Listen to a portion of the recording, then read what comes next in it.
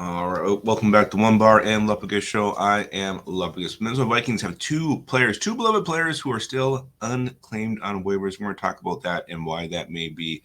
Before we do, just know this video is brought to you by Happy Nuts, the maker of the Ballber Pro.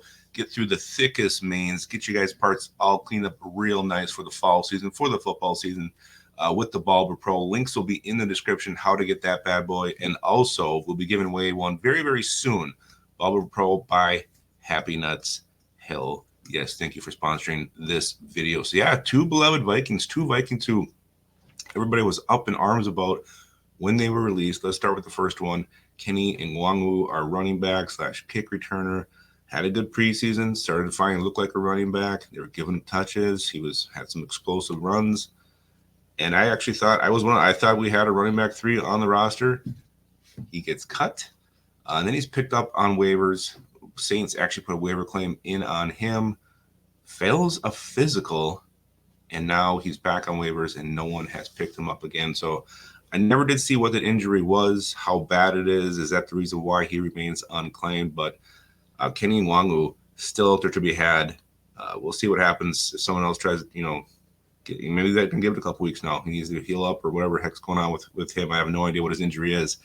I don't expect him to get cleaned up or claimed until that injury is all figured out. Jaren Hall, the man now in the corner, that's the other one. Vikings shockingly release him to sign Brett Rippon, journeyman backup. And Jaren Hall is quarterback they've invested time in, invested draft pick in, the one they've been developing. They let him go. Last year he was thrust into action. He had to play the Falcons game when because Kirk Cousins went down, and then we had Nick Mullins was hurt. Jaren Hall goes in the game, starts it, has a nice drive, gets hurt, concussed, he's out. Then he comes back in later that season, starts the Packers game, which was just an absolute disaster.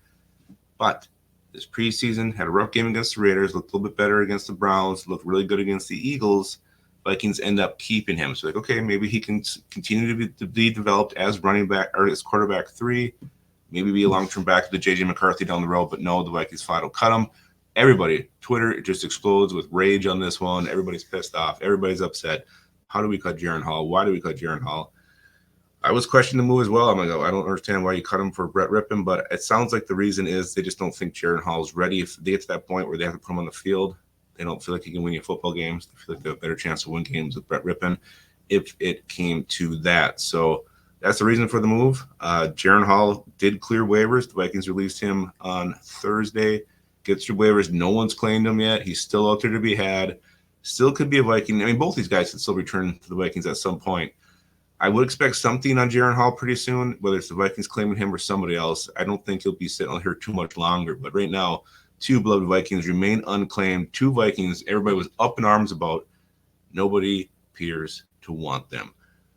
We'll see. Again, I think this will change at some point, but right now, we could get them if we want them. Let me know in the comments what do you guys think about these two Vikings who remain unclaimed. Don't forget to get that Ballber Pro in the links below, and keep your skull in your hole.